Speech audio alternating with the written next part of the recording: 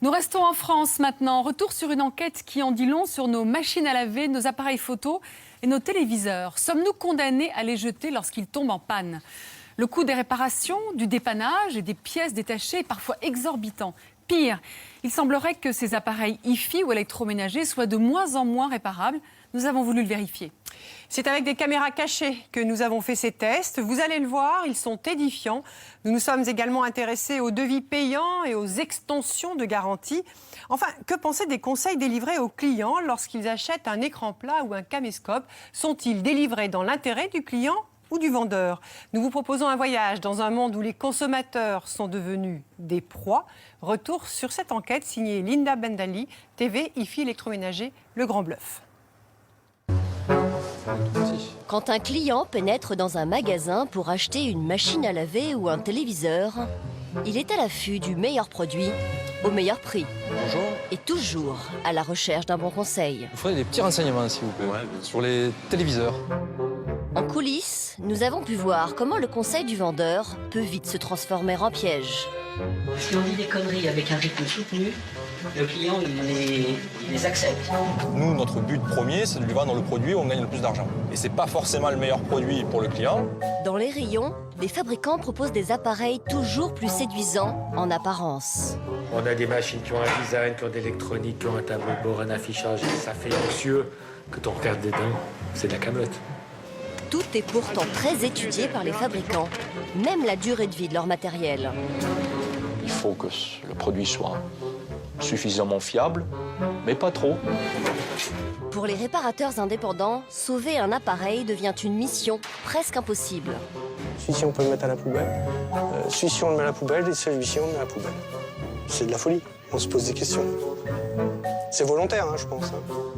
Une panne, et c'est souvent l'arrêt de mort de l'appareil. Malgré la promesse du service après-vente qui se déplace, souvent pour rien. Ça veut dire qu'on arrive chez les gens, on fait de la figuration et on s'en va. Peut-on encore faire confiance aux grandes enseignes quand elles nous vantent le meilleur produit? Pendant 6 mois, nous avons enquêté dans les coulisses d'un marché gigantesque et truffé d'embûches. Un univers où le client n'est plus le roi.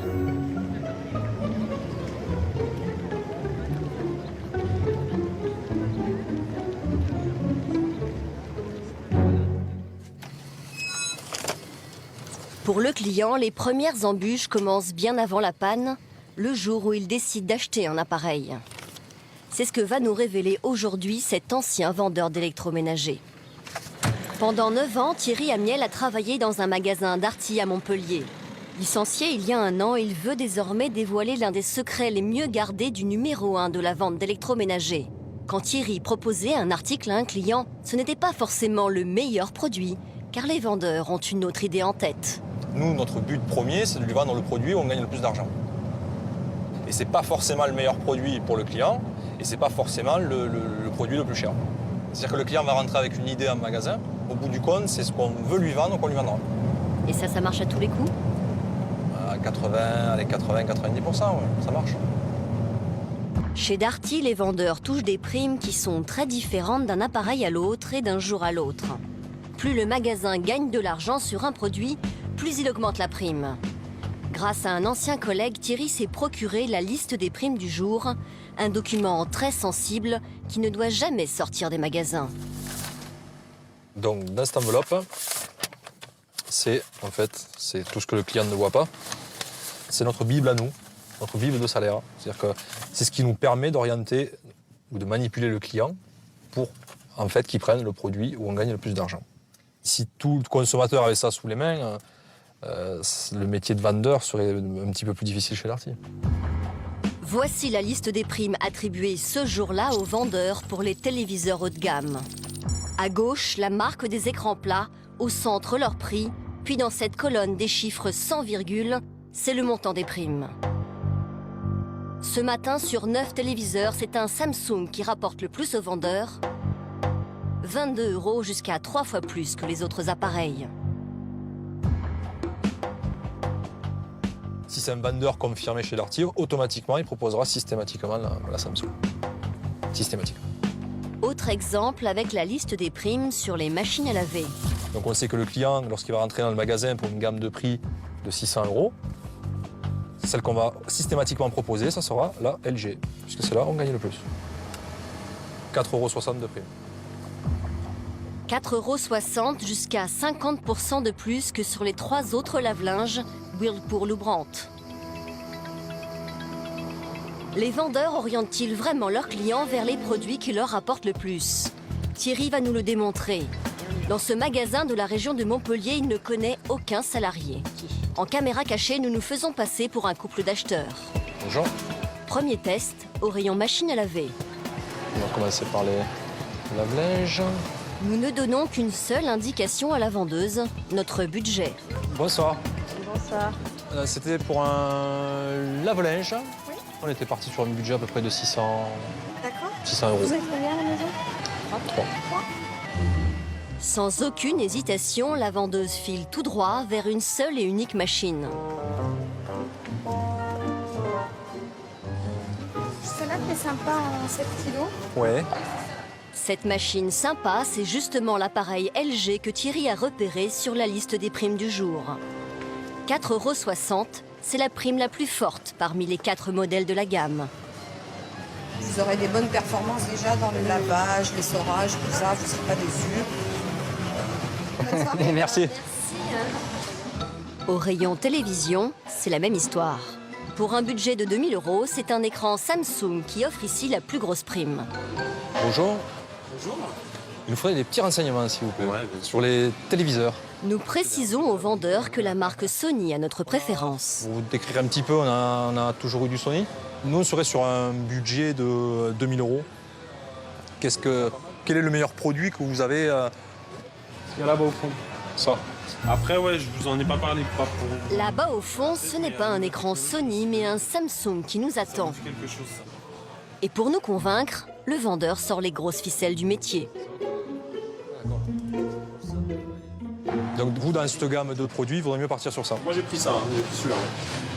Parce que c'est de toute façon, même dans les mois à venir, et dans l'année à venir, il n'y aura pas mieux que ça. En termes de qualité d'image, puis de design aussi, quoi. Parce que c'est vrai que c'est vrai qu'il premier écran qui est aussi fin. C'est vrai qu'il est joli. Magnifique, hein. Ah ben ça, c'est l'avenir. Cet écran, c'est surtout l'avenir du vendeur. Il lui offre la plus grosse prime parmi la dizaine de modèles de la gamme, 22 €. 3 lignes plus bas, un écran Sony coûte 400 € de plus, mais lui rapporte 9 € de moins. Venez voir. Nous demandons conseil sur l'appareil Sony. Sans hésiter, le vendeur va émettre des critiques. Pardon. Vous voyez la casse-casse, hein. Et donc, c'est quoi? C'est mieux celui-là ou mieux le Samsung? Samsung. Samsung? Ouais. Pourtant, il est plus cher. Pourtant, il est plus cher. Et ouais, donc... Sony se juge sûrement un peu mieux que d'autres marques, quoi. Si moi, vendeur depuis 5 ans là-dedans, j'ai pris celui-là et pas celui-là, c'est parce que autour de moi, je demande des conseils aussi. Hein.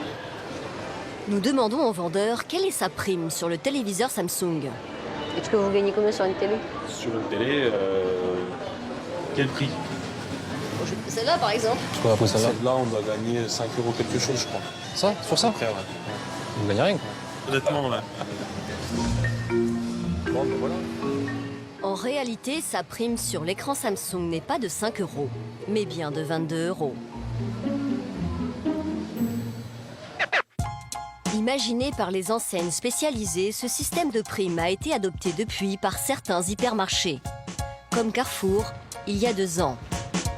Cet homme a longtemps travaillé au rayon électroménager du numéro 1 européen de la grande distribution. On y va? En caméra cachée, il nous conduit dans un magasin de la banlieue parisienne.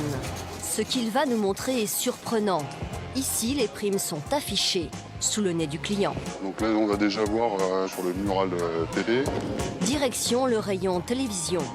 Sur les étiquettes de prix, il y a un chiffre écrit en tout petit que les clients ne remarquent jamais. Et là, on va avoir une étiquette. Là, par exemple, sur celui-ci, en Panasonic, là, on a 3,99 €. À droite, le prix de vente, 999 €. Et à gauche, la prime perçue par le vendeur, 3,99 €. Donc ça, c'est la rémunération du vendeur brut. Plus loin, sur une télévision Samsung, le vendeur peut gagner 2 fois plus. Sur ce produit-là, 8 € brut. Et c'est pareil dans tous les rayons, comme pour les lave-linges. 13 €. 6 €. Pourquoi est-ce qu'ils les affichent, les crayons, comme ça? Disons que c'est par rapport aux vendeurs, on leur demande d'être polyvalents. Et maintenant, on va demander à un vendeur de télé de venir vendre d'électroménager. L'intérêt, c'est quelle que soit la personne qui vient, qu'il puisse savoir un petit peu ce qu'il en est par rapport à sa prime. Grâce à ces étiquettes, l'acheteur des produits Carrefour peut désormais savoir quel est l'appareil le plus rentable pour le vendeur. Nous retrouvons Thierry à son domicile avec un ancien collègue. Avant de travailler chez Darty, Christophe a été salarié 4 ans chez Boulanger, le numéro 2 de la vente d'électroménager. Là-bas, il a connu le même système de primes qui, selon lui, inciterait les vendeurs à leurrer les clients. On prend n'importe quel argument, n'importe quelle nomenclature, et nous, on va lui faire dire tout et son contraire. Tout à fait. Et vous regardez au quotidien le nombre de clients que vous passez, et vous regardez comme vous arrivez à transformer leur jugement. C'est incroyable. Vous n'hésitez pas à mentir. C'est pas mensonge, c'est ce qu'on me demande de faire. Ah bon? Si je veux gagner ma vie. Manipuler le client pour gagner un revenu décent, c'est ce que Thierry veut nous expliquer. Ça, c'est 9 ans de ma vie chez Darty. Bulletin de salaire à l'appui. Donc avec tous les bulletins de salaire que j'ai accumulés, mon salaire de base, c'est 570 €. Ça, c'est ce que j'ai. Ça, c'est mon fixe, ce qu'on appelle. C'est même pas le SMIC. C'est même pas le SMIC. Et tout le reste, c'est ma part de variable. Voici sa fiche de paie de janvier 2009. Ce mois-là, Thierry a gagné 515 € de primes grâce à la vente des produits les plus rentables, presque autant que son salaire fixe. Ces primes seraient aussi un objectif prioritaire pour les managers. Vous avez des entreprises comme Boulanger, quand vous arrivez le matin sur la machine à café, vous avez un listing, vous avez tous les vendeurs, quel chiffre d'affaires, quelle marge, les produits qu'il ne fallait pas vendre. Les produits où il y a énormément de marge, où vous gagnez beaucoup d'argent, eh bien évidemment, il va falloir que ce pourcentage soit très élevé. On ne va pas assimiler un vendeur à un voleur, on ne va pas en être non plus là. C'est le système qui demande ça. C'est-à-dire que si à demain on avait des systèmes de rémunération complètement différents, on pourrait vraiment faire notre métier de vendeur, un vrai métier de vendeur. Ces enseignes assument-elles ce système de primes et les effets pervers dénoncés par les vendeurs? Carrefour n'a pas souhaité aborder ce sujet. Quant à la direction de Darty, elle n'a jamais voulu nous parler en direct. C'est son agence de communication Euro-RSCG qui finira par nous répondre. Oui. Nous avons recueilli plusieurs éléments qui montrent qu'effectivement le système de rémunération ne semble pas garantir donc un conseil neutre et objectif aux clients de Darty. Nous voulons donner un droit de réponse à cette entreprise. Eh bien écoutez, je crois que c'est inutile. Darty ne s'exprimera pas. Oui. Et Darty n'apparaîtra pas en réaction dans votre émission. Vous pouvez faire votre travail sereinement. Personne ne s'exprimera. Merci. Au revoir. Seul le numéro 2 des enseignes spécialisées a accepté de nous recevoir. Qu'est-ce que vous allez vouloir savoir? Le directeur des achats de Boulanger souhaite jouer la transparence. Et surtout qu'on n'a rien à cacher. Alors nous, il y a des vendeurs qui nous racontent que pour atteindre de bons salaires, ils n'hésitent pas à vendre le produit sur lequel ils sont le mieux rémunérés, quitte à retourner justement le client. Ils parlent de manipulation. Manipulation, vous y allez fort. Je pense manipulation, comme je vous l'ai dit précédemment, je pense que nos clients sont de mieux en mieux renseignés. Et vous ne trouvez pas que le conseil est biaisé donc par ce système de primes ? Non, je pense pas. Objectivement, non, je pense pas. D'abord, on l'a fortement diminué. On est quand même très à l'écoute du client. Donc, je dirais, mot biaisé me paraît beaucoup trop fort. Trust me. Manipuler, biaiser, des mots trop forts pour Boulanger. Pourtant, ces primes conditionneraient bel et bien les achats des clients. Et les marques d'électroménager sont bien placées pour le savoir. Pendant 12 ans, Stéphane Levicato a travaillé pour un célèbre fabricant d'appareils. Il était chargé de négocier les contrats avec les grandes chaînes de magasins.